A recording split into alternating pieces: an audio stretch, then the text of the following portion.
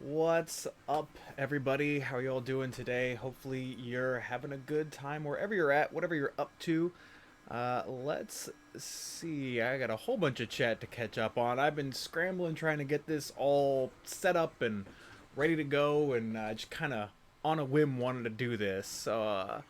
We got Broke Nerfing Temper, Benjamin Wolfpack, Phantom, Star Wars. What's up, everyone? All right, so let's go ahead and get into this, I suppose. Mustachio, what's up, Mr. Nathan? What the heck was that? That was my intro from when I was streaming on Twitch. I thought I'd rock it and have some fun with that, bring it back. Was actually an intro for a video I made about a game I'm looking forward to coming out in a couple years called Chronicles of Lyria. But regardless, let's... We got Jangular. NorCal Nerve Club, Olkin, Throat Warbler, Trapped. Alright, we got a bunch of people in here. Let's... am I going through all the games? I'm not sure yet, Ryan. We're going to start with the games that I played in, of which there were 5. Let me go ahead and pop over. I have not only... oh, well, let's see. Should have access to... Yeah, so should have multiple angles for most of these. So that said, let's go ahead and hop on into this, and let's gonna come to the New Year's. Probably not. My girlfriend will be in town, broke nerfing, so I'll be spending the evening with her. So Nathan is not like the unexpected. He'll boop you in the throat when he's startled. All right. Enough chatting. Let's make sure the volume on these is all set well. So let me know if these are too loud or anything like that need to be adjusted. So this is against Righteous Units, and there's a bit of a false start there at the beginning. The whistle didn't get blown. But Righteous Units is a team that they are all new to 5v5. They haven't played it before, whereas most of the people on our team have. They have plenty of experience with it, so we're able to take advantage of the situation, of the lack of experience, and fall back. Just gain control of the field and hold it for most of the match. So if we switch on overviews... Uh-oh. That is... Okay, there we go. It smoothed out a bit. So we have full control of the field. We're up on the midline. I'm hanging out in the back area, kind of roaming wherever is necessary. Now we're just a straight up line. And at this point, they don't know that they should really be utilizing their spawns.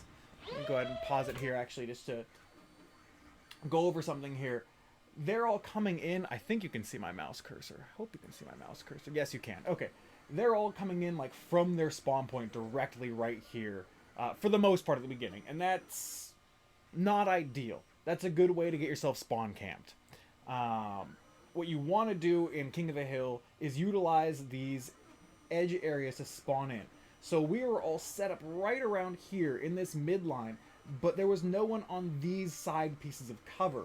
So had they sent one out wide here, one out wide there, and the other 3 kind of split around, or 2 and 2 and 1, it would have forced us to split our attention and pay attention, and look a little bit differently at the way they were going to enter, rather than just being able to funnel darts towards their spawn and their point and just reclaim it all over again. I am going to actually turn down the audio on my end for these because I can barely hear myself talk, and that's a little bit distracting. 8. Let's try that. Boom. Just go ahead and make sure I've got it on all of these. Then let's see if that's... Oh no, let's not completely lose track of where we were. That's good. That's good. Go me. So we took the point back again after clearing them out. What I love about these timers that Mitch got done is they are slap timers with just big buttons that you can hit, which is fantastic. let's go ahead and switch back to my point of view. Nice. All right, fall back, Luke, fall back.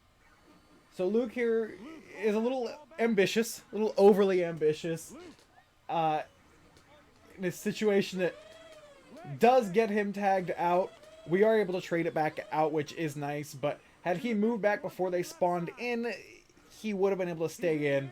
Granted, we aren't under as much pressure in this situation as we were in other game scenarios, but still, it's just good practice to keep yourself from being overly greedy when not necessary. You have Righteous coming in on your right. I'm hit, left side. Peeking out my head, trying to get information and whatnot, presented a target, and wasn't quite as clean about it as I should have been. Realize I do not have chat up. Jack, you got 3 on your left. After this game, after we finish this clip, I'll talk about the BTA as a whole. These timers are fantastic. Let's go ahead and switch over to the field view so that we can see the situation as we spawn. And we only have one player on the field right now, I believe, Michelle. So they have pushed us out a bit. Work together on this. I think it's Ashton just hang out in the open, which is a bit of a dangerous issue. I think Michelle has a jam here that she's dealing with. She's trying to sort out. Yeah, it looks like that's the case. They are not paying attention to this and not capitalizing on it. Let's see what happens here when I come in.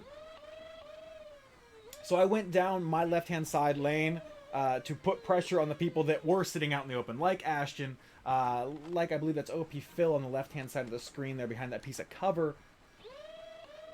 And just kind of pinning them down so people like Kuriaka, who you just saw running across here, can get the middle point and just reclaim our field control. This is a game mode that's all about the ebb and the flow of the way things are going. If you aren't paying attention to that, you can easily find yourself behind and trying to scramble to get it back, which can lead to even more problems for you. Something that happens you'll see in the next game against Davis is when you start spawning one by one by one and just letting the opposing team tag you out bit by bit rather than trying to present a full-on team. It's really, really problematic for you. It just continues to give them the advantage and lowers your team's morale as well. Luke, watch our left. Luke, left. Benjamin, I am running a Strife in this with a... what am I running on this one? It was a... Not the Tsunami cage, because I just got that in. It's a Serenity cage. Serenity cage with Krakens and worker high crush wheels. Yeah, that's what I was running for this tournament, and it performed fairly well. I was pretty happy with it. Luke, you're gonna get gunned down left. So again, calling Luke out. There's a player that just spawned in right here, and Luke is pushing up right there. Can't remember if he gets punished for it or not right here. I think we're able to pin him down enough. Oh. Alright. So yeah, he wasn't punished for it, but still, another one of those things that ears and eyes open is just such a huge thing. And against a team that's more experienced, you will get punished in those situations. I'm not quite used to this setup yet, so kind of trying to get an idea of where to point the blaster to get the darts to fall, because this is my actual first game running this setup with these darts and these, like, everything. So it was an interesting experience to find that sweet spot as to where to aim and how much to arc things and all of that throughout the course of the event. Coke Zero, for things like competitive nerfing, I generally look at darts as disposable. They're a 1 or 2 time use, and then they're in a community bin for casual games. So dartware, you know, isn't as much of a concern. At this point in the game, we've sealed the victory. We're just kind of preventing them from getting much field position and being able to do much else. Righteous trying to squeak in the mid control a little bit at the end there, but no luck. Trapped, have a good one, man. Aldas, what's up? So again, we let them have their home point. It's not that big of an issue for how far ahead we are. Most of the games come down to this middle point right here. That's where most of the contention is. But gaining time in the opposing side's home timer can really buy you some serious benefits that can help you win games. If you can get an extra 10, 20, 30 seconds off of their spawn timer towards your total timer, that's huge and has swung matches before. Alright, let me catch up on chat here. Coke Zero, yes, I do use 3S lipos. I generally go with 3S. Let's see. BTA. People talked about BTA on the West Coast versus East Coast.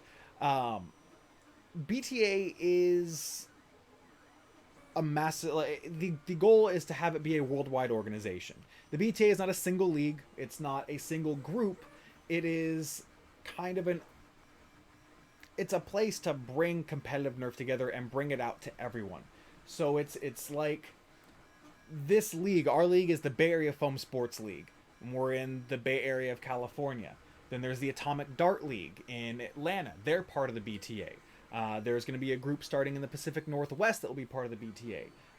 Quick Flag New Zealand, Quick Flag Singapore, Foam Dart Thunder, Speedball in the UK. Those are all those are all BTA leagues. So the BTA is not just one group. It's an encompassing of all of the competitive groups that take part in the competitive game types that we have through the BTA. Hopefully that clears that up a little bit. So yes, there are groups on the East Coast and the West Coast. King of the Hill currently is only on the West Coast. We're looking forward to seeing more of it on the West Coast and maybe overseas. But there's a lot of competitive Nerf happening, and it's continuing to grow. And there's a lot of groups really interested, and that is super exciting to me. We just need to continue to foster that growth and promote it and help people get established, because there are investments into this. It's not in most cases super cheap to get into. There is a little bit of a startup cost. King of the Hill is the highest cost to get into. Then like Atomic Dart League's Ion Rush game mode would probably come after that as a good entry, where you have less cover, less expenses, don't have to worry about timers. Same goes for FTT Speedball. And then Squad Supremacy and Quick Flag, probably even less. So it's just kind of a differing levels of investment at the beginning. Let's see. Benjamin, my back is... well, I need to get x-rays. Is where it's at. I re-injured it again, which was cool. Not really, but, you know, is what it is.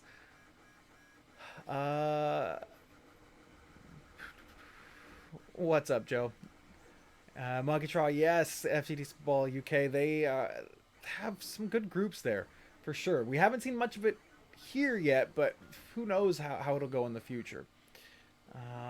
But MBL is a good advertising resource, and if in some shape or form some kids happen to stumble into our version of competitive Nerf from it, then great. But it's clearly not meant for us.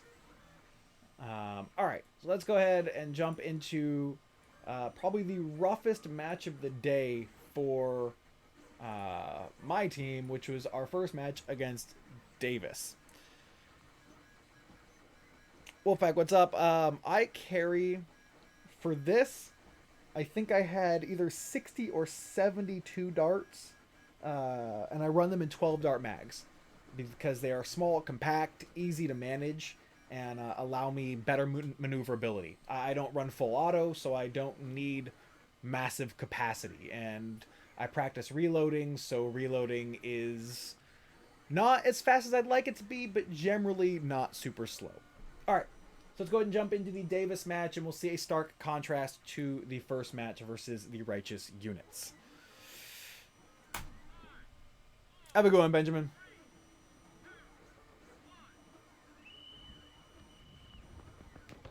My job every match was to get our home timer and get it started. So we have the right-hand side, we've lost Drac, we've lost Adriana. Left-hand side, we've lost Kuriaka. I am the last one left right now, trying to get Kyle before he can get too far into my flank. And it's just not going to happen. Everyone is down, and they completely wiped us. And unfortunately, this was what we had for our footage, for field cams.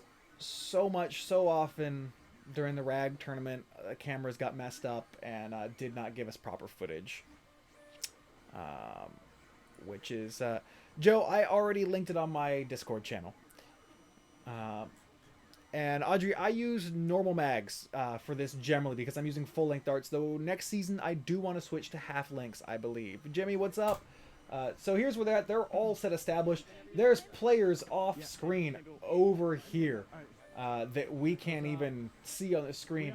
They only lost one player, and they're super established up forward. So let me go ahead and switch back here as we come in. So I was saying we have people going out to both sides rather than coming directly in. Although it looks like we actually didn't go out to the right. Oh, no, we have one way further out there on the side. What happened right here? I did not have my blaster up as I exited the spawn area, which requires you to return back to your spawn point. I was reorganizing my mags and was not thinking. It's an easy thing to do. Thankfully, it's an easy fix. Hobby dudes, what's up? So in that time that it took me to go back, we lost one or two players. Kyle is camping me to prevent me from coming in. So I'm thinking, all right, let me come back, go to the opposite side. If he wants to do that, I can bring him back to where Drac is. The attention over on Drac, when Kyle turns his head to take shots at him, I use that to enter and trade out with Kyle. This allows me to get to that middle line and try and take out Brett here, which I was unsuccessful in, but the Christian is on the left. I didn't get either of those tags and put myself in a position that was just unfavorable. I should have committed to one of those rather than trying to get both. Aldos, thank you for the $5. Merry Christmas to you. I hope it's a good holiday season for you, man. I appreciate it. Okay, wait, everyone go together. So I'm calling right now for everyone to go at the same time rather than doing the one by one, which, as I always mention, super important.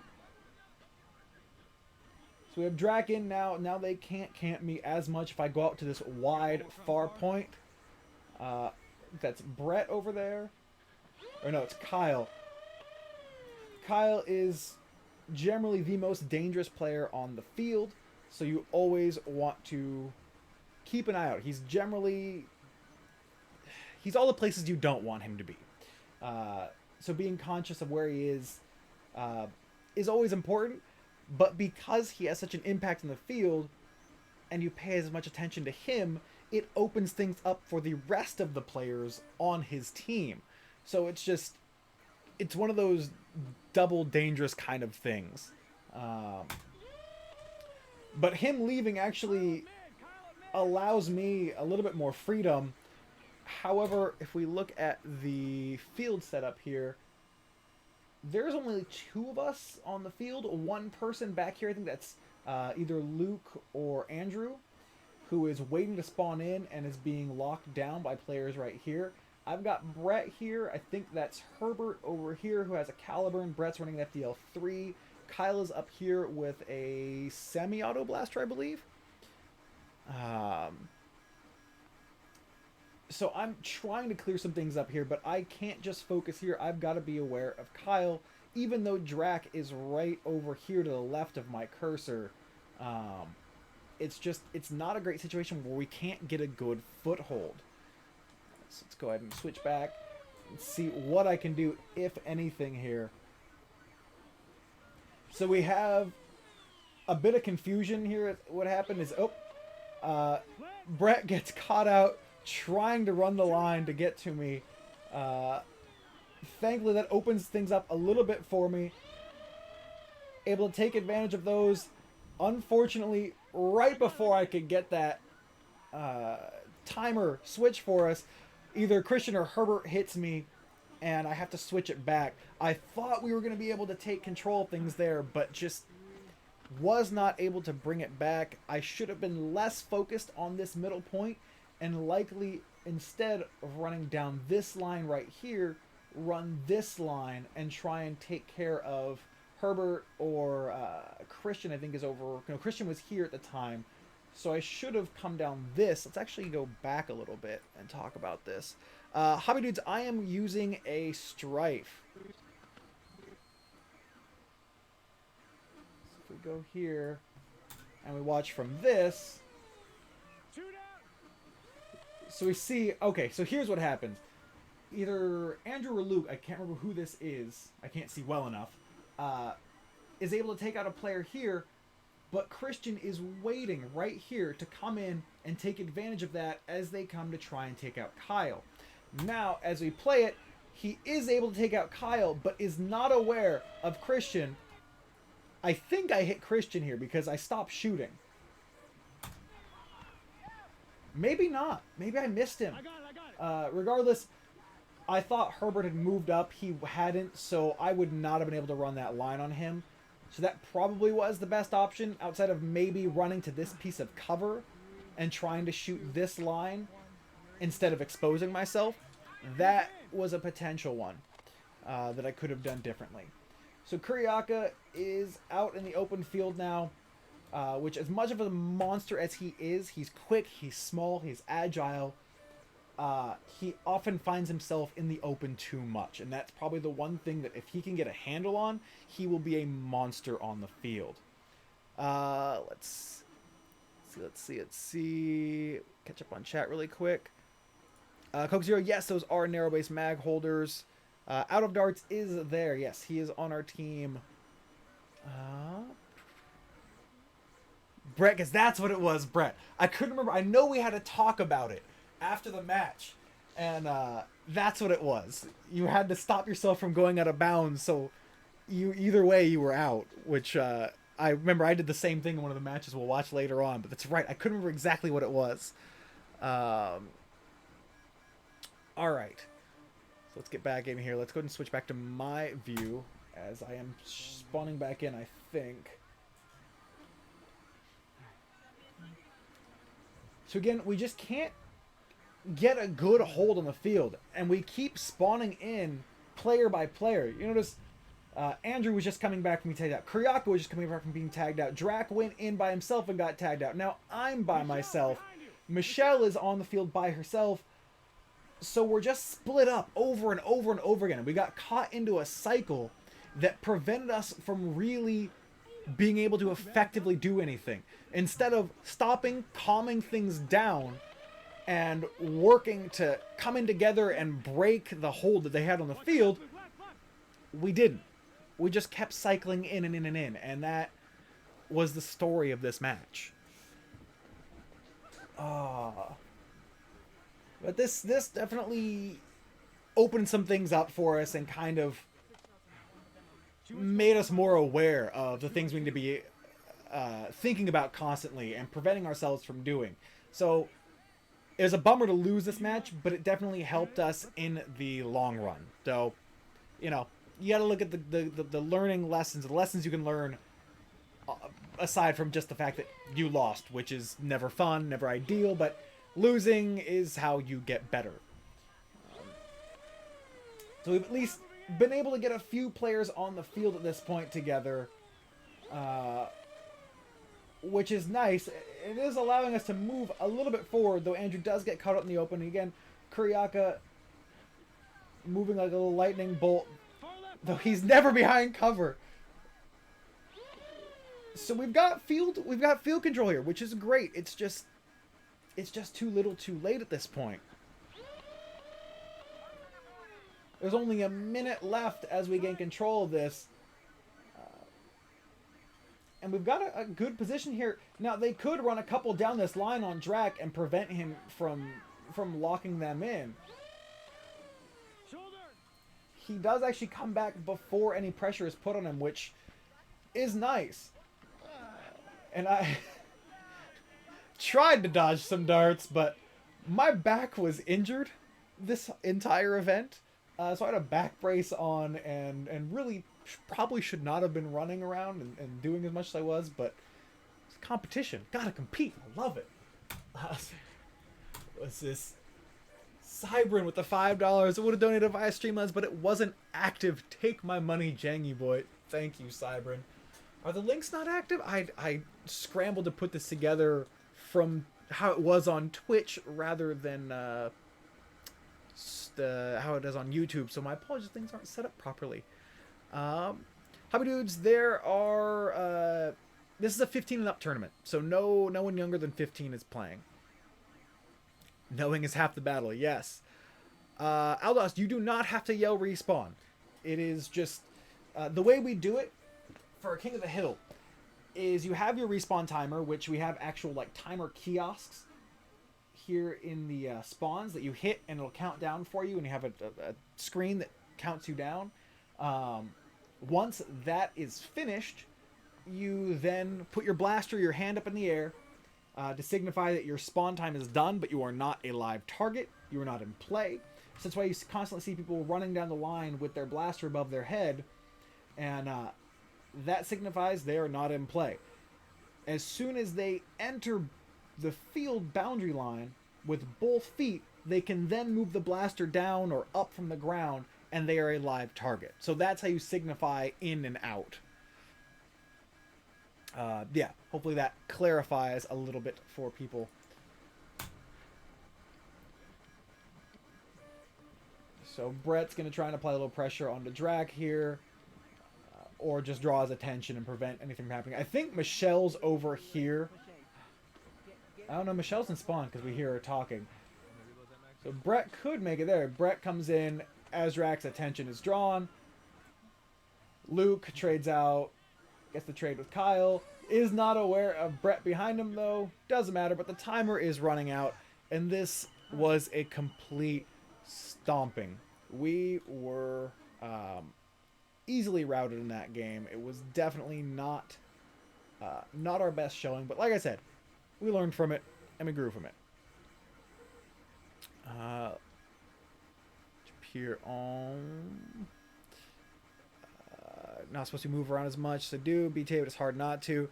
Yeah, I mean, it gets you going for sure, bro. Bucket timers gonna be next season. Yes, we should have those timers for next season, Broke Nerfing, which is awesome, and I'm super happy about it. If I could take any Nerf blaster and any other brand, would you integrate and why? I don't know, Noah. That may be a question for other people that have better ideas of how to meld things together, like Mr. Nathan, who is fantastic with that sort of thing. All right, next up we have a match versus the Five Horsemen, team from the Pacific Northwest.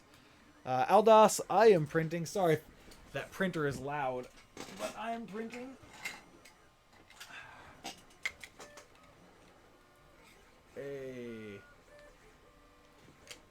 If I can hold things. Hands are difficult, apparently. Spring Thunder. I think this is the last shell piece that I'm printing right now. Hopefully, at least. Hopefully it finishes. I had my first failed print last night, which was a bummer, but, you know, if there's only one failed print in the entire thing, that's not too bad. But yeah, looking forward to that. Can't wait to head to more BTA games. Playing Ragnarocktoberfest. It's the goal, is spreading competitive Nerf everywhere. It's so much fun. It's the most fun I have Nerfing. Probably because I'm a very competitive person, so I'm a little biased. Donate in the form of free buckets. I actually, Ton, I really want to get nice looking enclosures made. Like, we can do buckets for groups that want to invest and don't want to spend even more money, but for ours, since we do so much video stuff on it, I really want to have like nice looking BTA branded enclosures and all that. Ready for slaughter? Well, I mean, we just got to watch you guys slaughter us, so, I mean... Alright, so yeah, here is the Five Horsemen's match. The Pacific Northwest team. Again, another team that does not have experience playing competitively, so there is a bit of a significant experience disparity here. We have Lance on this right-hand cover right here that I have to pay attention to, trying to prevent him from being able to pop up and look down the line at people that are potentially exposed. You have Captain Xavier on their spawn point, and I think we've taken 2 or 3 of their players out currently, and we have this middle line. Let's go ahead and take a look at the field cam, which of course is even worse than last game. So yeah, there's Lance there. Luke is running up. Drac is keeping the lock on this side over here. But unfortunately, I really wish that we'd gotten even better footage. Am I too quiet, Ryan? Let me know if that's the case. I can turn myself up. The very drastic. That is fair, Cybern. I am very, very competitive. Alright. Popping back in here. Still just trying to get that, finally get that shot on Lance. And this is going to open up a line to get to Captain X. I don't know why I call him Captain X. I keep thinking like X-Men. But here we go. There's 2 people behind their spawn point cover. 1 and their other player is taken out by Luke on the other side. One behind here still. Ryan from Silver Fox Industry and his wife behind that cover, who I am shooting terribly and cannot get that hit. But we are able to sneak in, get that timer. Once he can come behind you if you want. Be aware of Lance. Drac has got him on lock. I'm watching that Luchathor right there.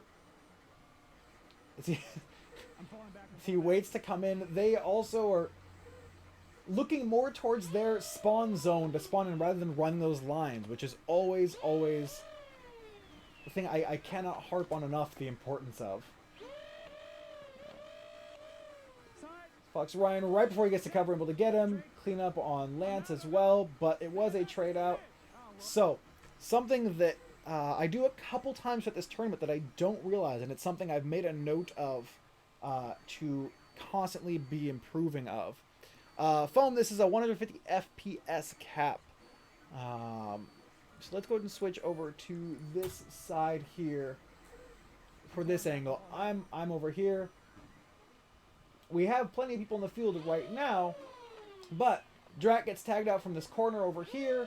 So does Luke get from corner, Adriana from the corner, and Kuriaka from the corner.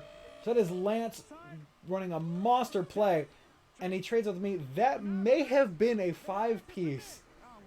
It was a 4 or 5. I did not hear any calls. I don't know if I missed the calls or they weren't made, but I thought we had multiple people on the field. So me not being aware of that opened up the possibility for the 5 Horsemen to take control of the field.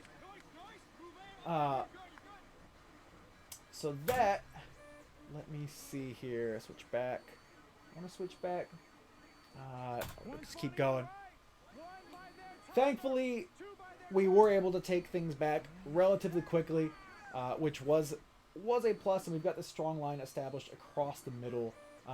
But again, as we were taken out, you noticed that there was a bunch of players out in the open over here, and there was no one to really counter this corner piece.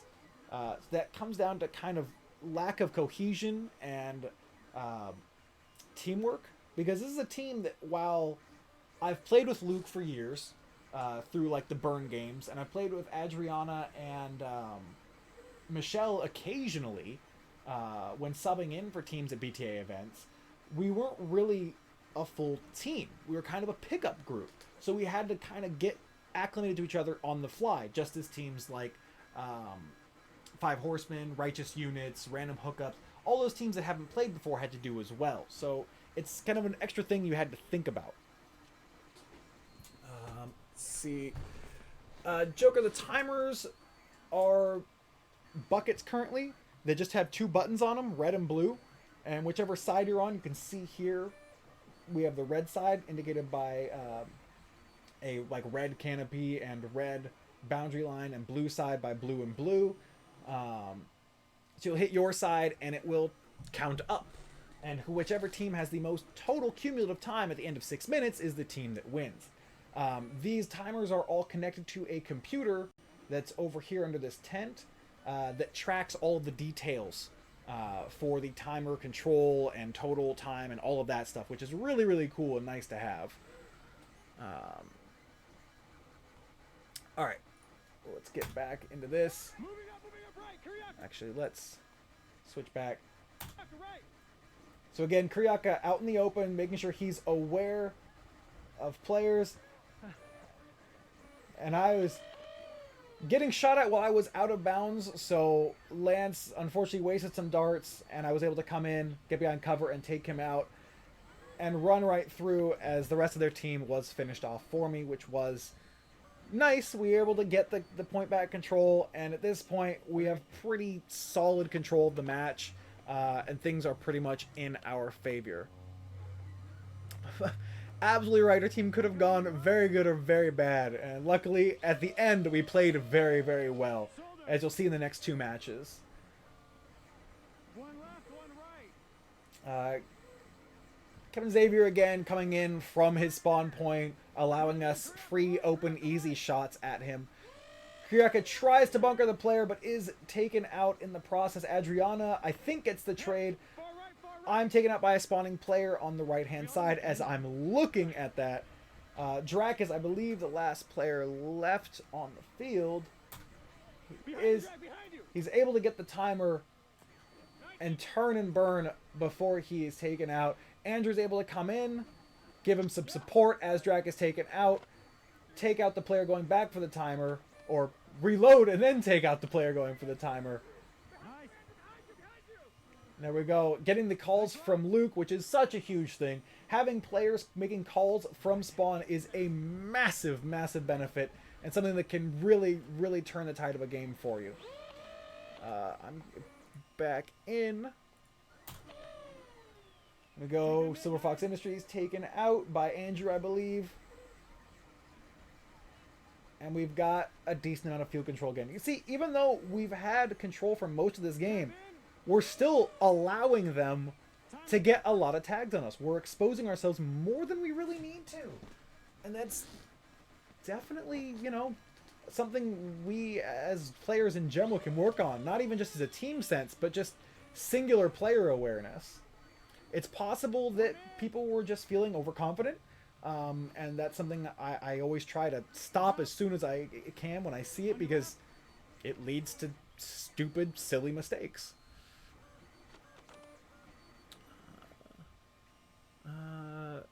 Absolutely right. Good players doesn't automatically mean a good team. If you have a lot of good players that have a lot of ego and people clash, things can go terribly. Yep, moving. Cyberman, I hope you make it out here for another event in the future, or there's some events in your area. Push up here. I am a bit exposed to their side, and as that dart, man, that dart flew right by. I gotta see that again. Dart flew right by me. So the GoPro's on my head, so this shot like right there. That is a lucky miss on my part. Trade out here with, oh, I run out of bounds. That's what it was. Completely lost focus there. I lost my sense of direction for a moment. And just run straight out of bounds. Not something I would advise doing. Better for an indoor war, springer, or flywheel. It depends on how big the field is and what your preference is, really. What you like to do on the field, because you can run either. So while I'm spawning, we'll switch back to this. Still have control of the field. You all right? We seem to push ourselves too far forward in this match. Constantly. We're always trying to just stuff them in their spawn zone rather than just letting them have their home point as we've had enough time off of it. We keep pushing it a little too far. And that's something against a more experienced team that we would get severely punished for. Good game. Alright. So that is it for the group stage. Unfortunately, we did not get to play full 4 matches in the group stage because one of the teams did not make it, which was a major bummer. So that was the end of the group stage for us. We placed second in our group behind Davis. In the other group, there was Stick Together in first place and White Rangers in second place. Since we were second place in our group, that means we faced off against first place in the other group in the semifinals. Now, Stick Together is a very good team. In the regular season for the Bay Area Film Sports League, Stick Together was the only team to beat Davis at any point during that season. So they were very real, very serious contenders, and this was probably one of the best matches I've ever played in terms of just intensity level and quality. So let's go ahead and get right on into this one. Luke almost entered the game with his blaster not on, which would have been a terrible, terrible mishap.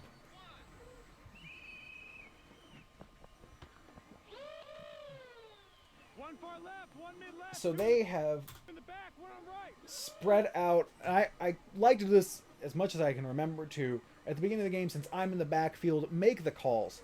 Let people know where they are. So you can see they've got a decent spread across the field. They aren't really putting much pressure on the right-hand side, though, which is something we can take advantage of, which is nice. It gives us a little more room to breathe and spread. But it also, I think the idea is to give themselves a little bit of a, what's the right word? A reinforced flank kind of thing, where they've got more people to cover certain lines. Even if they aren't as spread out, they can focus on things. But let's see how this initial plays out. I can't remember exactly. Pushing up. Thankfully, we are able to get one off of the break on the side. I think it's either that's Luke getting that tag on the left-hand side. Look, left, left, left, left, left. Able to get the call for Luke just in time before he Shoulder, shoulder. gets caught by surprise. Kuriaka gets tagged, getting the midpoint, but we are able to trade out quickly Fall back. and take control of the field.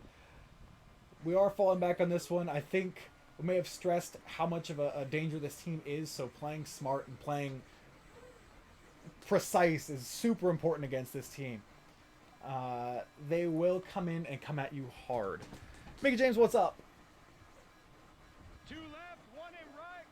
So they are spreading out wide and spreading their spawns out to force us to react. And let's take a look at how they are going to come in. Again, they are 2 left on the right here. We got 3 on the right-hand side. So it makes sense that they want to push the left-hand side more. It's our weaker side. Let's switch back over here. 2 there. They're actually... I'm sorry, they have 3. They're going strong side, strong 3 side. right, 3 right. And it's us 2 against these 2. We're preventing them from coming in. Trying to not get myself shot from that player by their spawn point right here. As I am slightly exposed. Kuriaka making a dash for a different piece of cover. But not using cover. And getting tagged out again. Kuriaka, this is the thing. Like I said, To the back, to the back, to the back. if he used cover, he would just be a monster on the field. He's so good. It's just that one thing. Nice shot. Yeah, one still behind their spawn timer. Trying to get us, and he runs into my dart, luckily enough. Trying to transition between pieces of cover. At this point, they are spawning in a little bit one by one here rather than as a team. Though they are trying to pull our attention further to the right to allow the rest of their team to spawn in and gain control of something. Nope, nope, nope, did not hit.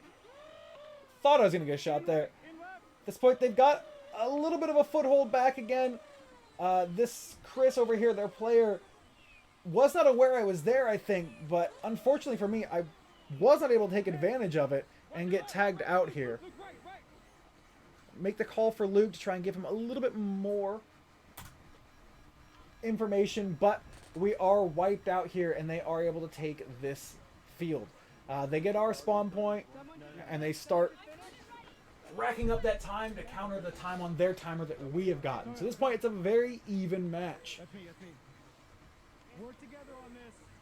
So they've come back. So let's actually, I realize I've got this. Cover is overrated. Ignore the fact that I can't effectively use cover for my blaster. Well, that's, I mean, that will change the way you look at things, I suppose. Rogue Nerf Man, I'm sorry you missed it. That's definitely a bummer. I hope everyone is okay. I really do. Let's pop over here, actually. So we've got this, which is nice. We've got a little field layout here that I can utilize. So if I wanted to, we could say there are players red side. We've got players here, here, and here, right? I think there may even be one here. So if we want to spawn in, we need to come in probably from this bottom corner down here, because if we can draw people in, this pulls their attention here, and that allows people to then come in on the other side over here. But that's just a thought. Let's switch back. So it's like I said, we've got two coming here onto this side. Oh, they have one up on our side here as well. But that forced them back, and that's a definite plus for us. It gives us more room to come on in from and try and get behind cover to work on things. I'm going to get locked out here, Nice shot. but as they're looking at me, I think Luke is able to get that tag as he jumps in, which is huge, huge for opening the field. It gives me this line right here. Let's actually go back to this. Because Luke is here and takes out this player, I am able to come in and take out, was it this player right here? Yeah, I'm able to come in and shoot down this line at this player without them really being able to shoot at me. And that opens things up as well for us in some good ways. Let's see. Back into it. Also have a decent line on these players. One on this further one if I want to take some more risky shots. But as the attention is drawn, I'm able to come in here, get this tag, take the timer first actually, get the tag on their backline player, run out of darts. Thankfully, they ran out of darts too. I can reload, get that tag. This was a huge moment right here, actually. They could have turned this around very, very quickly because they have a player right here. He's focused on Adriana, though. So me and Andrew are looking down this way. All he had to do in this time was turn around at any point. Granted, he probably would have only gotten one of us, but let's see, how long was Adriana here for? Adriana had just gotten there?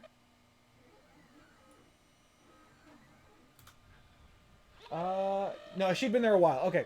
So had he turned, she would have come in and traded out with him, but he would have gotten at least one of us, I would assume. Adriana keeping his attention allowed us to keep all three of us alive, and that is just fantastic. Fantastic for maintaining field control here. I have fallen behind on chatter, so let's go ahead and catch back up. Naroda, I'd love for this type of gameplay to become a thing in the Netherlands, Europe in general, a growing base of players. I really hope so, Naroda. You have some stuff going on in the UK. I would love to see a group in the Netherlands. If there are players in your area starting to pick things up, definitely let me know, and we'll, you know, I would love to see a group organized there. There's There was a quick flag group in the UK as well, but I don't know what happened to them, if the organizer had to take some time off or something like that. But regardless, definitely want to see some more stuff in Europe. Static over to cam view would be so amazing.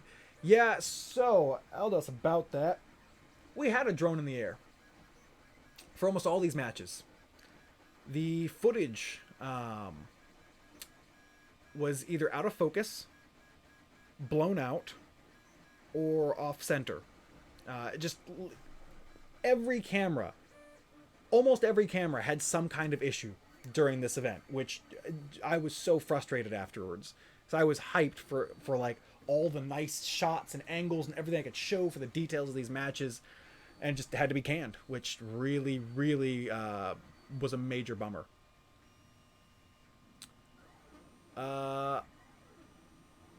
I have a stock barrel, but it is a Serenity cage, so it has a little bit of a dart guide on it.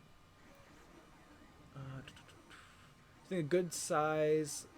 Do you think that size is good for a competitive field? Looks too small for me. So this is actually one of the bigger field sizes in the BTA. This is a 150 foot by 150 foot field, and we used to go bigger, but we decided to scale it back into a square. It used to be 200 by 150, I think. Then we changed it to 150 by 150. Ion Rush Ion Rush actually got bigger recently. Because of the new location that the ADL is playing in, they, I think, play on like a 180 by 90 field now. So it is definitely a bigger field than they were in the past, which I think was like 140 by 80 or something like that.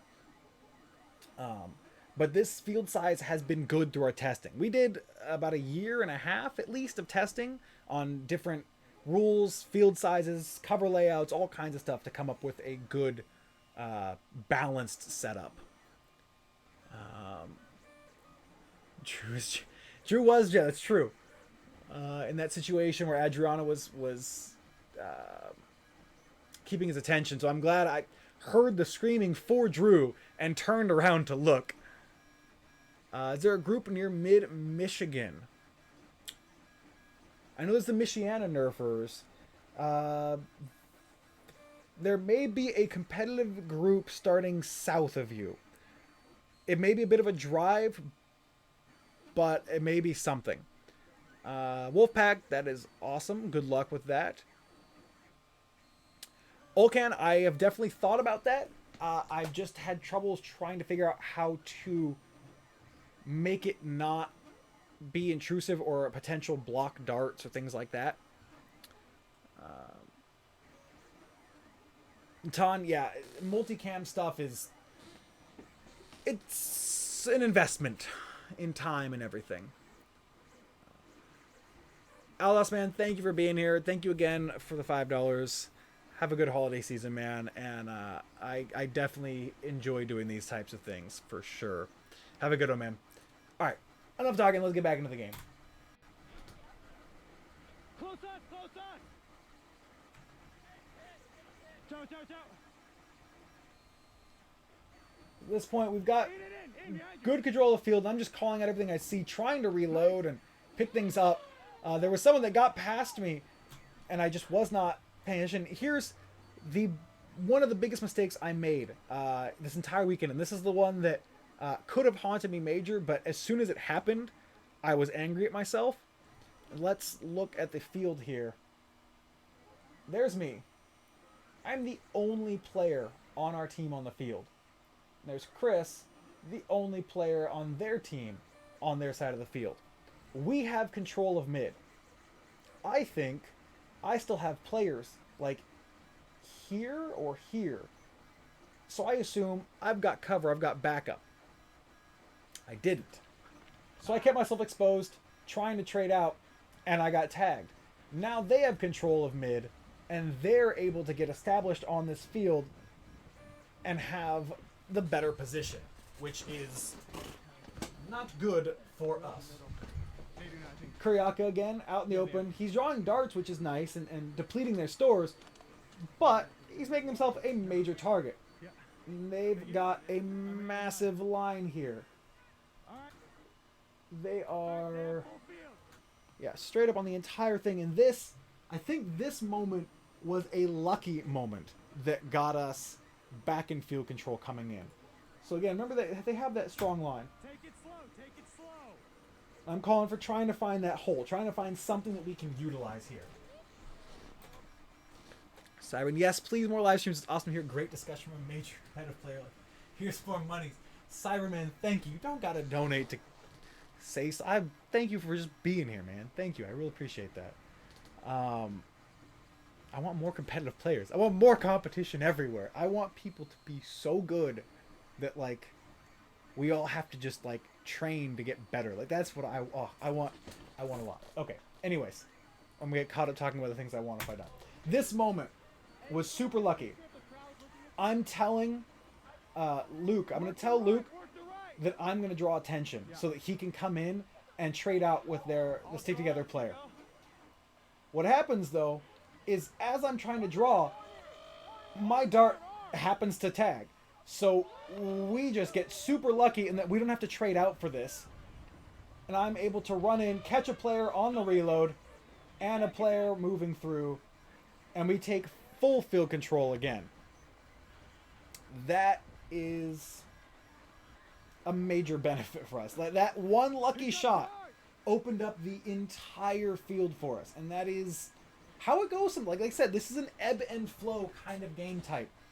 So those little things that can snowball into something that allows you to take control of the entire field are very real. So you never want to give up on these because you never know what you can make happen. Track left.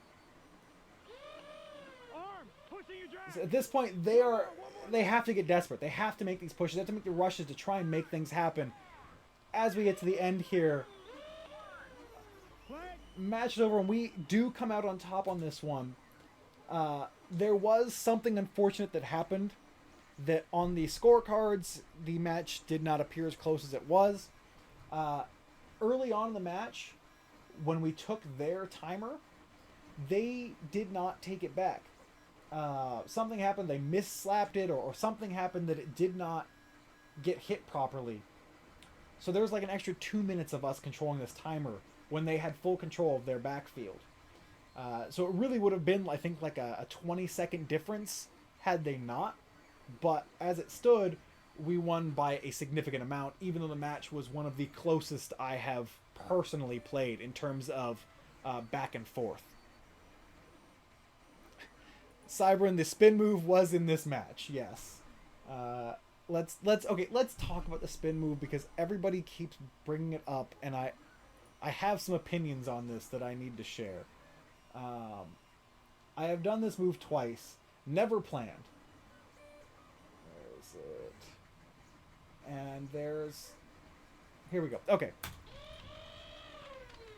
So there's... The spin move. I guess it looks cool.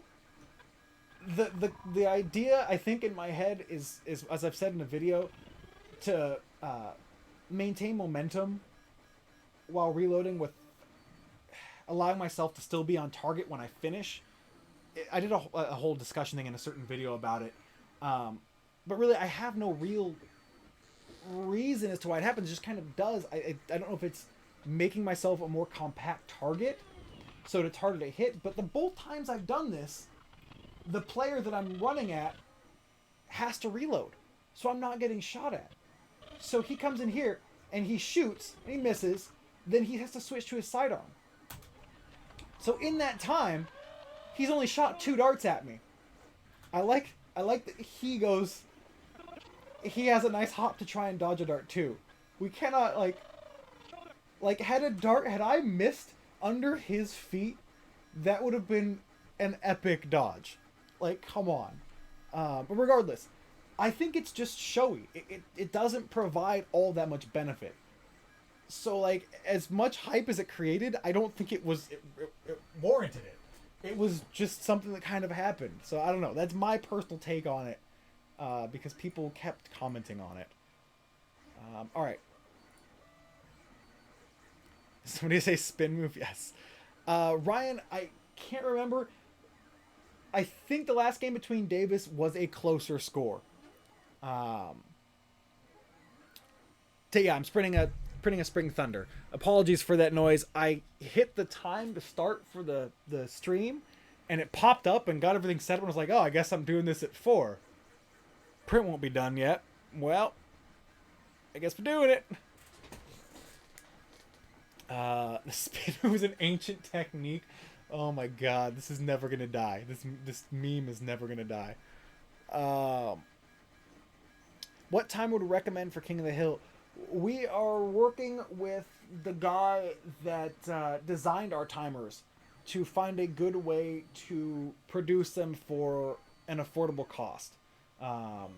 That's the goal, so that people getting into King of the Hill don't have to pay a ton of money, or as much money. We want it to be accessible. So yeah.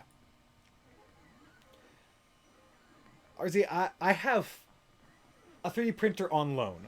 I'm borrowing one. Alright. Finals match versus Davis. This was another crazy match for sure. Again, my job at the beginning, get the timer, get the lay of the field, and hopefully we have a better start than our first match. They have a nice spread out across the entire field. We're able to get Kyle out early, which opens up the right side a little bit. Brett is still behind that piece of cover. So let's go ahead and swap over here. The Romans created the first spin move. That's right. The other cam was not ideal. So 1, 2, 3, 4. So their field layout is... Let's go... Davis, funnily enough, is red side for this. Their layout is... Why am I on? It's the wrong color. Boom, boom.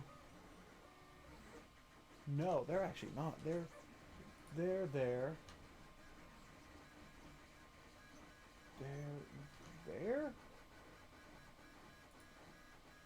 I think that's their layout. That's their layout right now.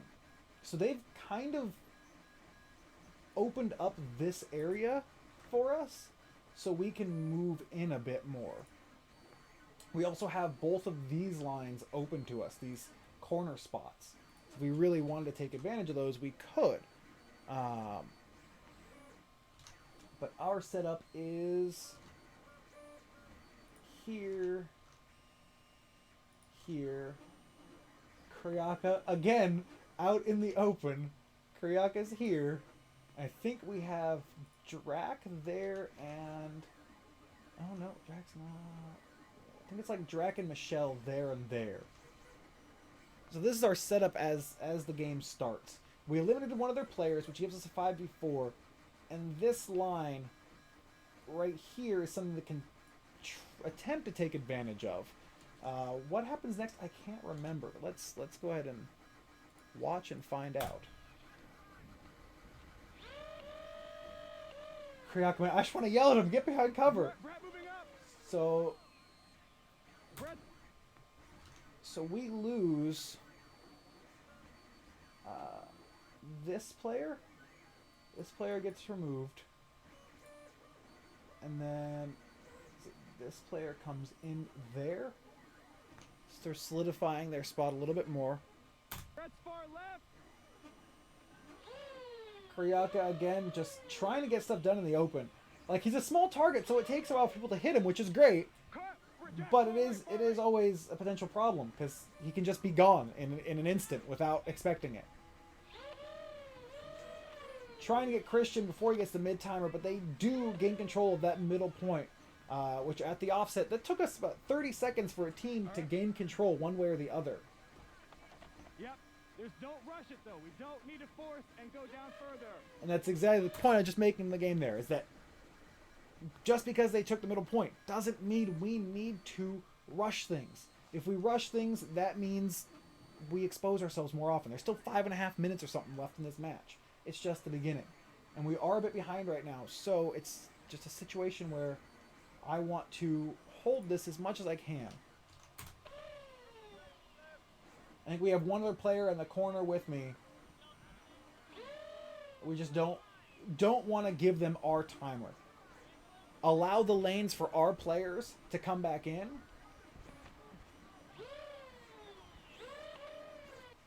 So right now,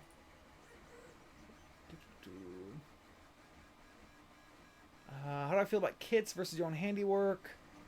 I have no problem with kits. I personally, a lot of times, when it comes to my work, kits are more reliable. Say night. Oh, Neurotoman, thank you for being here. Definitely get some sleep. 3.5 hours. Oh, no. Oh, please get some good sleep, man. Thank you for being here. Have a good one. So we've got kind of a loose spread across the field here. There's one other player off screen, I think to my right. And they're also further back. So, like, no one wants to really overcommit here. Though we do have Andrew coming in on this corner spot. Let's go here. Andrew's coming in here to try and take out their player. Where is it? Their player here. And that's a good line for him. And that's something that I think he gets done. Oh no, it exposes. It pushes Brett back, I believe. And puts Brett into a firing line for me. Which I can't hit, but someone else hits, thankfully. Kevin Butt. That opens things up. So Andrew's singular move here takes out not only this player here, Brett, but also allows me to get in to take out their player. Was it here or... I'm sorry, not that. So take out this player. So their whole right side is now gone. We've gotten rid of this, and that should open up the middle point for us.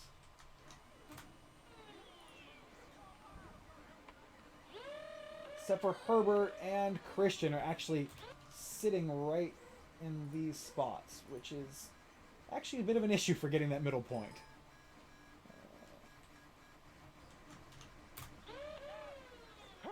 But I am able to get the poking head there out. And I think I get Christian as he's running back, or not. Either way, his retreating allows me to sneak over to that point. I think we have a good line down the middle. Yeah.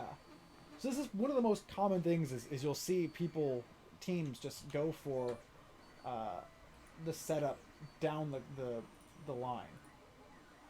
Because it puts you in a nice middle position where you can rotate wherever needed. Like, if someone's going to come down this line here, I can rotate here and lock them in. If they're going to come over, like, heavy over here, if we're going to come heavy on this side, rather, I can run up to here or even to here, depending on where they go. So these middle points allow you a lot of freedom.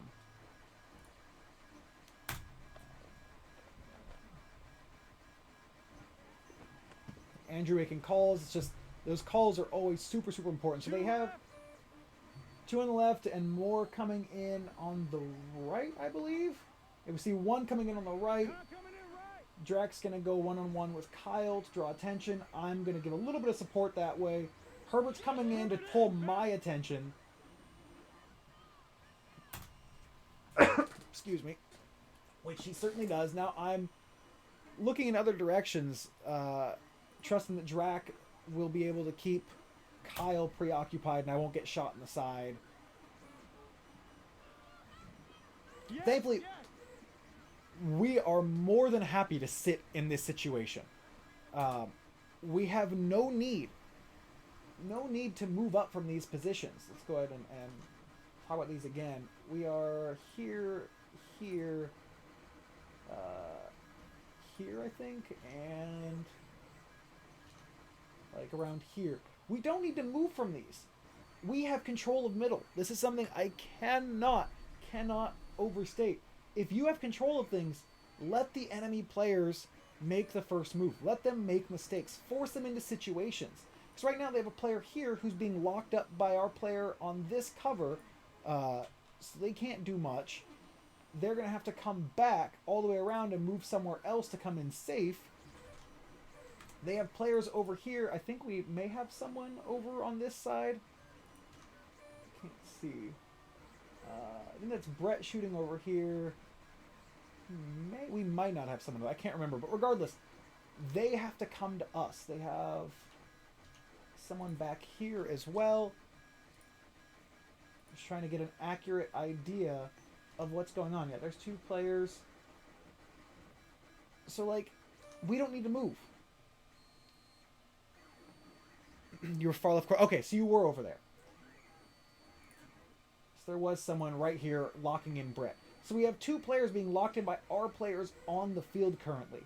And then this player right here can't come in because of this player. Now, they could come in right here, which they should do. And that would ideally, in their situation, draw this player's attention, Michelle, because they're then exposed. And if Michelle looks this way to shoot, then Brett can come in to take her out in an ideal situation. But there's all kinds of other things. Regardless, the point I just want to make was, if you have control, don't force things. Make them make the mistakes.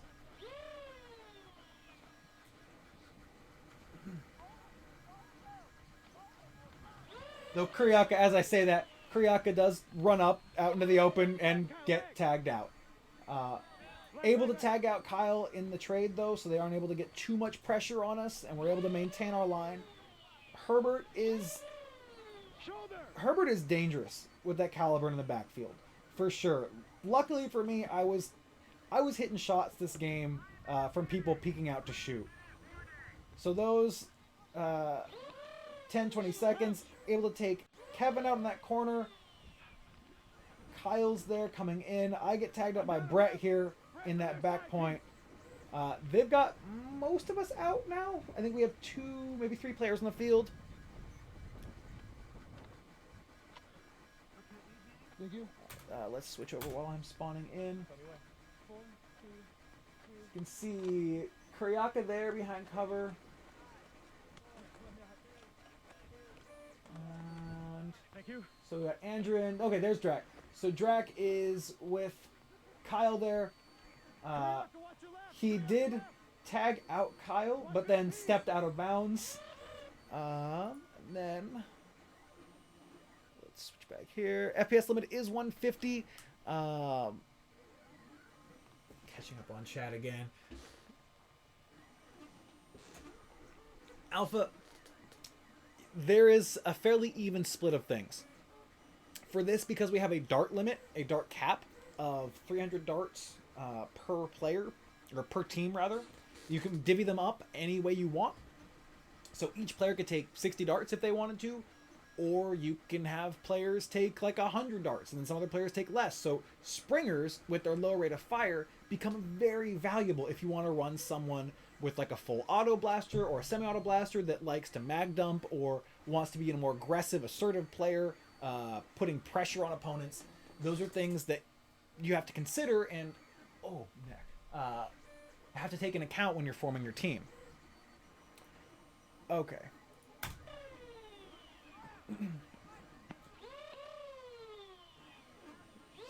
We are still in control of the field for the most part, I believe, right now. Brett's right there, Brett's right there. Brett dodged the dart, but I think fell while jumping. Either way, he stayed alive, and that's all that really matters. Kyle right. Kyle trying to run that flank. He does get Andrew, and that is a problem for us as he takes 2. This moment right here. Kyle's just such a monster. It drives me crazy. Kyle takes out our entire right side. And as this is happening, because I missed Brett with those shots earlier, Brett gets to come on our left side, and Brett takes out Adriana. So Adriana's calling to me right here that Brett is coming on my left side. So you can hear it, but I'm focused on Kyle because we have midpoint right now. I'm pointing with my finger instead of the actual mouse pointer. We have midpoint. I want to preserve that as long as humanly possible. So ideally, I want to shoot Kyle and tag him out before I turn to try and deal with Brett. I would have loved to get Kyle early and be able to turn on Brett right here, but unfortunately, neither happens. And not only do I get tagged, but they get midpoint. Kuryaga gets tagged out here as well. And we're just in a bad, bad place. What I could have done... let's see here. I want to bring up this. Where was I? Just there. So I was here. And then we had Kyle running this. And Brett running this. So what I could have done, to give myself a little bit more time, had I guessed properly, while I'm shooting down this way at Kyle, I could have moved around this piece of cover as Brett is coming across. That way he has to try and shoot at an awkward angle as he crosses the threshold of that piece. It would have been a very low chance, low percentage move, but it would have given me more of an opportunity than I had in that moment. So hindsight 2020 kind of thing, but regardless, trying to keep Kyle off that midpoint was paramount to me. Every second mattered in this match. All right. So now they have field control again, and this is just super dangerous. Trying to remember how we take control of this situation again.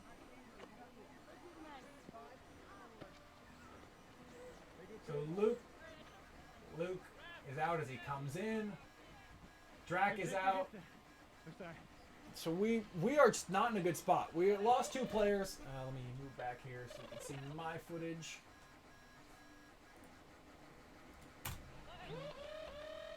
Able to get Kyle, thankfully, after missing a few shots there. I get traded out though. Kyle tagged me at the same time. At first I thought it was a late shot, but I looked for clarification just in case, and he did shoot beforehand, so that was a good thing to always clarify. Because you don't want to cheat. No one wants to cheat. That's stupid. I want to win fair and square always. That's what gives you the satisfaction. So I like to take tags more than necessary. If I think I've been tagged, I take it. So we go heavy on the left side. Kuryaka and Drac are pulling attention. And we are going to try and just sweep on in and get people on the move. Kyle is taken out. We've now established cover control. Brett's taken out. I've got... so is that Brett over there? Wait, Christian's... Okay, this shot right here. That dart. That hits right there. Boom, right in the eye protection. Pops the lens out of Christian's eye pro. Like, that's why you wear eye pro, people. Always wear eye protection. So that comes out. This is the final, like, 10 seconds, this is the final 10 seconds of the match. And we take control for it. And we won by just about 10 seconds. So not giving up until the very end is so important. Cannot overstate it. It is the utmost importance. Never give up. Never stop trying. So that, like, just the constantly playing hard and looking for those openings and finding those little things and coming in together as a team allowed us to take control of it right at the end. All right, catch up on chat again. Caliber seems inconsistent at times. It depends on the caliber. Like, some are tuned really well and some, maybe aren't. So it really can come down to a variety of things. Yeah, and Ryan, that's the same thing. Some other people have had those issues as well. They can't get them under that cap and still be close. Yeah, Alpha, we definitely have a chronograph at our games. Is there a way to do it with equation and sound? FPS through sound? I don't think so, unfortunately. Cybern Inside the Strife was a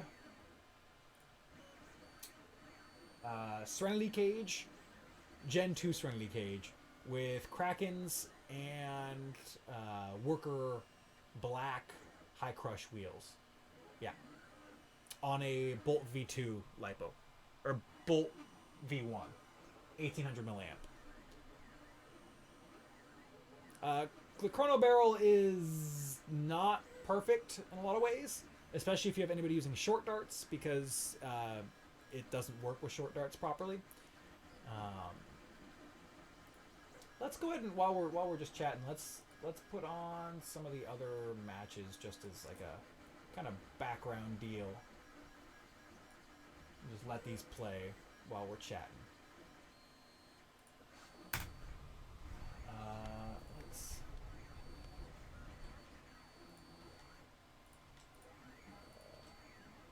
pop these.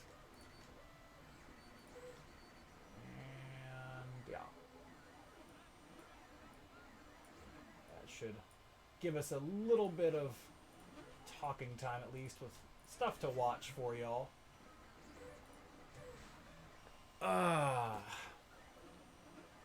Yeah, wear High Pro. Always and forever. It is so important.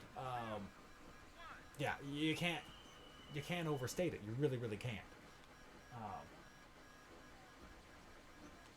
So yeah, that's my personal experience from the Rag 5v5. There was a lot I could personally improve on. A lot the team could improve on. That said, it was a pickup group. We, had limited experience together, so it was kind of a shot in the dark kind of thing. I have a chronograph that was purchased by a viewer, which was amazing to me. This is a very good one, but not the most affordable one. It is Caldwell G2. I like it a lot. It's been good so far. Hopefully it stays good and durable and gives true readings. Gifted, what's up? Alright. So yeah, any questions or anything like that on just whether it's the games we just watched or competitive in general or any of that stuff, feel free to shoot questions. I'm sure we've got less people watching now than we did earlier, but still. Glad to have all of you here. That was a fair amount of talking, gotta say. That was a fair amount of talking. Shoot, I just closed everything. Bring things back. Pop the blast only works with springers, exiting the wall, measure the length. Got it. So, Payne, here's the deal with that. That also takes into account the FPS decay. You're measuring an average FPS over a distance rather than muzzle velocity, which is what we generally do. So that's a trade-off for you. Yeah, Cyber and I so far have been just very happy with mine. And I'm super thankful to Pandemonium for sending it my way. When did I come into Nerf as a hobby? About 5 years ago. Let's get this webcam up a little bit better. Maybe about 5 years ago, I think it was. Let's see, when... let me bring up my YouTube channel. Look at my videos. And oldest video was April 2013. So we'll say about 6 years. About 6 years I've been nerfing. At first it was just me and some friends, like, happened to buy some blasters at Toys R Us we thought it'd be fun to mess around with, and it was. Then I learned that there was a game in our area, and I was like, oh yeah, I'm so totally there. I'm gonna go and I'm gonna smash face with my stock barricades and spring stretch recon, and clearly I did not. But I got introduced to the wonderful world of the Nerf hobby itself from that, and the amazing people I met through the burn games, like Brett, who's on your screen right now. So yeah, just absolutely fantastic way to get into things. Plastic, what's up, Dean? How are you doing, man? Anyone who's just coming in or coming recently, we finished my personal commentary and analysis on my matches. Now we're just kind of watching the third-party views of the matches as they happen, talking in general about competitive Nerf and stuff like that. So less analysis. I had the map up and everything and able to do stuff earlier, but this should be documented for later use as well. Anyone that wants to take a look at it. I live in Colorado. Any Nerf groups out there? Not offhand. That doesn't mean you can't start one.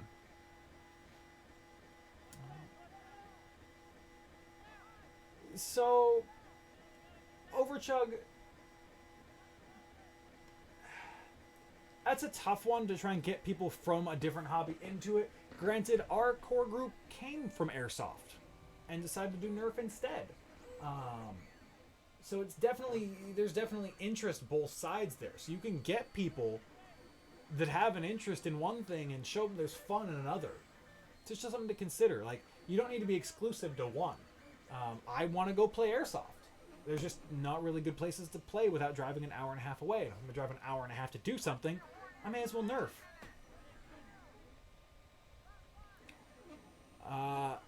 Gifted, I fully understand a school banning an assassin game. They are problematic, say. Oh, I didn't even miss phone by saying they had to head out. I'm sure they're already gone, but just in case, thank you for being here. Alpha, have a good one. But yeah, what was I saying? Yeah, don't be afraid to try and ask people to try something a little bit different, or bring a Nerf blaster to an Airsoft game and show people what a modded Nerf blaster can do. Maybe there's a little bit of interest you can generate there. Yeah, Overshot, why not? If you want to make a channel to do something like that, go for it. Alright, some messages over here. Just check. So I gotta catch up on all kinds of little stuff.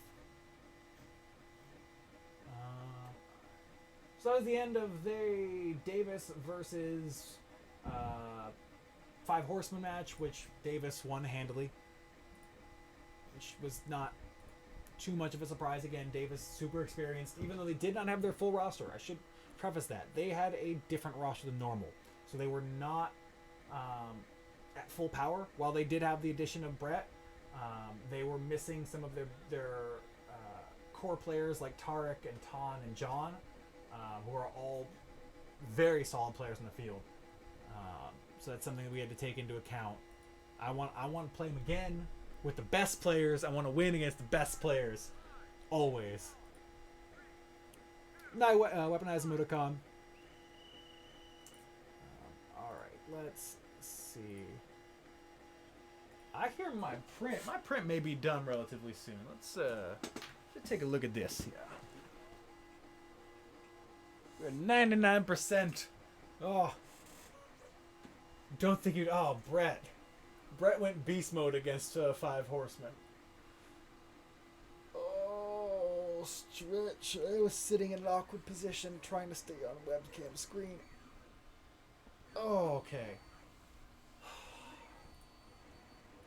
I realize I have not had anything to eat or really drink in quite a while, so we may actually call this stream relatively soon here.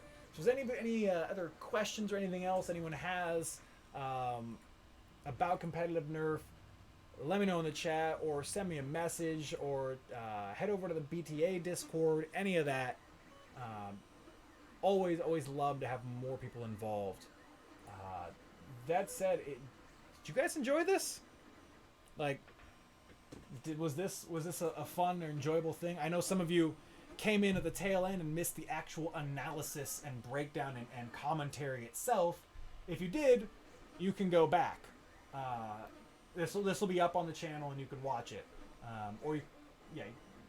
it'll be available. Am I going to be at Boss next Saturday? Hopefully. I don't know, though.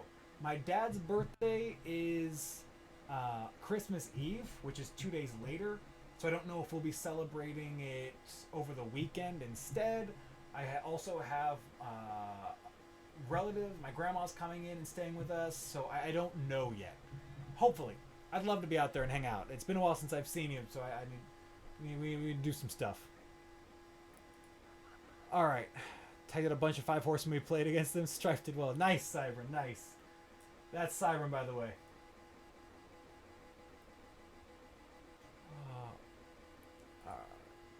Stream was very educational, always awesome.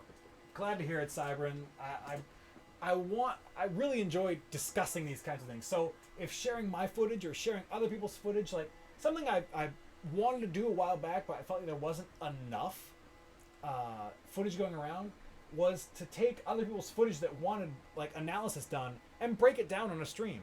Take their footage and talk about their gameplay and places they may be able to improve or things they do really well, stuff like that. So there's definitely some things that I'm always kicking around ideas.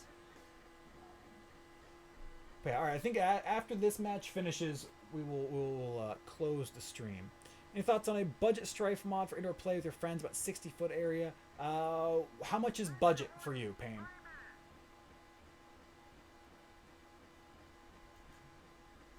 Cyber, I think that's Righteous running up, or Phil. Taken out. They're playing passive on both sides right now, it looks like. Although, as I say that, you've got Captain Xavier running with the auto stripes. He's the only person that dual wielded the entire tournament, I believe. Although the hammer shot guy did too. They definitely brought a different flavor for sure. Ricky, it is going well. We're just finishing on out. If you want to catch the actual analysis, you can watch the replay of all the good stuff that happened in this. We went fairly in-depth at times, although I could have gone way more in-depth. I wanted to kind of test the waters.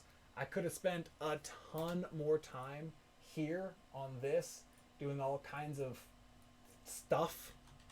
And maybe I will in the future if people enjoyed that kind of like Telecaster, Stratocaster kind of view. You'll see the mag flip. Well done, well done. Oh, my print is finished. Ooh, that's hot. Hot, hot, hot. Okay. That is still warm. Okay. Spring Thunder pieces. I think this is the final outer shell piece I had to print. Fingers crossed it is, at least.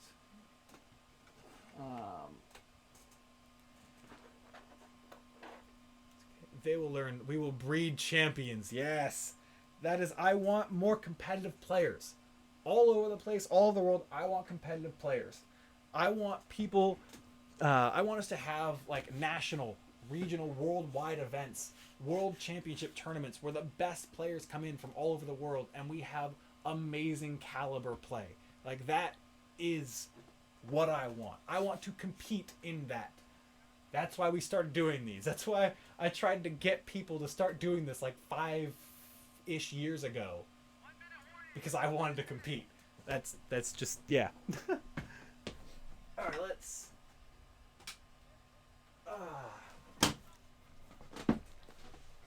I think we're just about at the end of this game.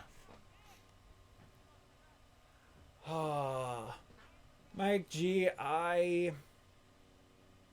have forgotten most of the hiragana and katakana that I learned. I see bits of that statement, but I don't know what it says. Touch camera, tethered weather balloon. We actually have a drone. I have a drone for that, but the footage from this event was messed up in all kinds of different ways. So yeah. Caliburn play? Nicely done, Cyber. Buy a 3D printer? Depends on how much you really want to do with it. It definitely requires a lot of watching over and learning about, and I've been lucky so far with my prints, but that's something that really do a lot of learning and investing time into before you decide if you should get one. All right.